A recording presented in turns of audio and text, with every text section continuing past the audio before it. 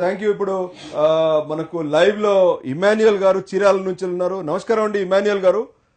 నమస్తే సార్. ఇమాన్యుయల్ గారు, మీరు చాలా కాలం నుండి ఆర్టీఐ యాక్టివిస్ట్ గా ఆ ప్రాంతంలో ఎంతో కాలం నుండి మీరు ట్రైనింగ్ ప్రోగ్రామ్స్ లో కూడా పాల్గొంటున్నారు. చాలా మంది ఆర్టీఐ యాక్టివిస్టులకి మీరు ట్రైనింగ్ కూడా ఇచ్చినారు. మీరు చెప్పండి, ఆర్టీఐ యాక్టివిస్టులు ఈరోజు రెండు రకాలుగా, అంటే కొంతమంది సమాజం కోసం పనిచేసే వాళ్ళు ఉన్నారు, అలాగే సమాజం పని కన్నా స్వప్రయోజనాల కోసం మరి ఎక్స్ప్లాయిటేటర్స్ గా కూడా, అంటే పిఐఓలు చాలా మంది కంప్లైంట్ చేస్తా ఉన్నారు, ఆర్టీఐ యాక్టివిస్టులు కూడా ఈరోజు బ్లాక్మెయిల్ చేస్తున్నారని. ఇది ఎంతవరకు మీరు దీంతో ఏకీభవిస్తారు? మీరు చెప్పినవన్నీ కూడా నేను ఏకీభవిస్తున్నాను సార్. అయితే ఇక్కడ చట్టం మీద పనిచేసే వాళ్ళని, రెండోది చట్టం గురించి తెలిసిన వాళ్ళు పూర్తి చట్టం గురించి తెలియదు చాలా మందికి, రెండోది దరఖాస్తు పెడతాం వరకే వాళ్ళకి తెలుసు. అయితే ఇక్కడ సమాచార చట్టాన్ని అడ్డం పెట్టుకొని సంఘాలుగా ఏర్పడ్డాం అని చెప్పి ఇప్పుడు మనం అయితే 2-3 రకాలుగా చెప్పుకుంటున్నాం. ఒకటి సమాచార దరఖాస్తుదారుడు, రెండోది యాక్టివిస్ట్, మూడోది వీళ్ళు ఉద్యమకారులు అయిపోయారు. ఉద్యమకారులు అనే వాళ్ళ పేర్లతో పెట్టి వీళ్ళు యాక్టివిస్టులు కాదు, దరఖాస్తుదారులు కాదు, ఉద్యమకారులతో పేర్లు పెట్టి ఆయా కార్యాలయాలకు వెళ్లి వీళ్ళు ఒక దరఖాస్తు పెడతాం, వెంటనే ఆ కార్యాలయాలతో నాకు సమాచారం వద్దు, మీరు ఇచ్చేదేదో ఇవ్వండి అని చెప్పి అడిగే పరిస్థితి. రెండో వర్గానికి వచ్చినట్లయితే మాకు అధికారులు డొనేషన్లు ఇస్తున్నారని చెప్తున్నారు. అధికారులు డొనేషన్లు ఎందుకు ఇస్తారు సార్ అసలు ఈ సంఘాలకి? ఇంకోటి, ఇటీవల ఒక ఆయన దరఖాస్తుదారుడు, ఆయన ఏం చేశాడు, ఉద్యమకారుడిగా మారి వాళ్ళ అమ్మాయికి ఇంజనీరింగ్ కాలేజీలో సీట్లు అంటే డొనేషన్ అడిగారని చెప్పి ఆ స్కూల్ మీద పిటిషన్లు పెట్టి వాళ్ళని బ్లాక్ మెయిల్ చేసి ఒక కమిషనర్ చేత ఫోన్ చేశారు ఒంగోలులో. అప్పుడు ఆ కమిషనర్ చెప్పంగానే ఆ అమ్మాయికి ఫీజు ఏం లేకుండా తక్కువగా ఏదో ఫీజు కట్టుకొని జాయిన్ చేసుకున్నారు. తర్వాత ఆ కాలేజీలన్నీ మీటింగ్ చేసి ఒంగోలు కలెక్టర్కి ఫిర్యాదు చేశారు. ఏమండి ఇట్లా దరఖాస్తులు పెట్టి మా కాలేజీని హెరాస్ చేయటమే కాకుండా మమ్మల్ని ఫీజులు తీసుకోవద్దని చెప్పి మమ్మల్ని పైపెచ్చి ఎదురు డబ్బులు ఇవ్వాలని బెదిరిస్తున్నాడని. ఇటువంటి పరిస్థితి దరఖాస్తుదారుల మీద కూడా ఫిర్యాదులు వస్తా ఉన్నాయి.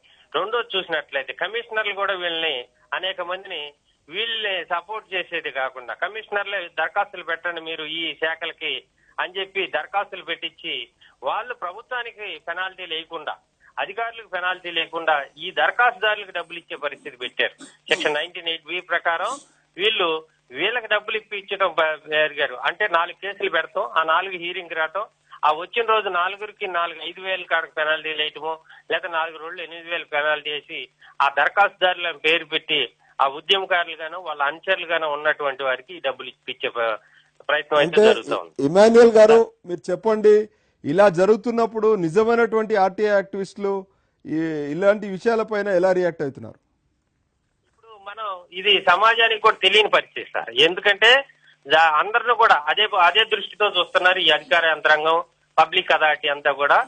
ఈ ప్రజల్ని దరఖాస్తు ఒక ఆర్టీఐ యాక్ట్ పెట్టారంటే ఈడేదో ఆశించి పెట్టాడనే పరిస్థితిలోనే ఉంది. కానీ ఇది వచ్చింది అవినీతిని రూపుమాపడానికి, జవాబుదారీతనం పెంచడానికని మనం అయితే చెప్పుకుంటా ఉన్నాం, చట్టం కూడా అదే చెప్తుంది.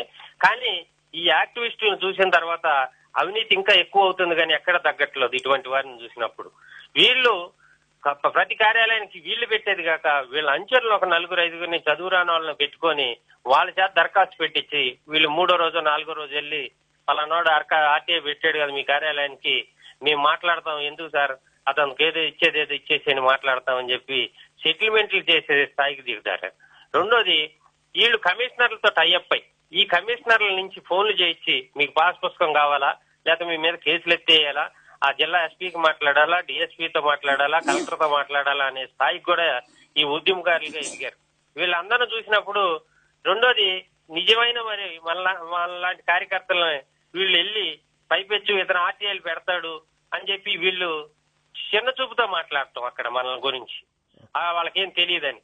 అసలు మనం అంటే నేను 2005 నుంచి చట్టం వస్తే 2007 నుంచి పిటిషన్లు పెట్టాను, 2010లో అనేక శిక్షణలు పొందాను, 2012లో ఆన్లైన్ కోర్సులు చేసాం. కానీ ఏం తెలియని వాళ్ళు ఈ రోజు ఆర్టీఐని దుర్వినియోగం చేయటం, మనలాంటి వాళ్ళని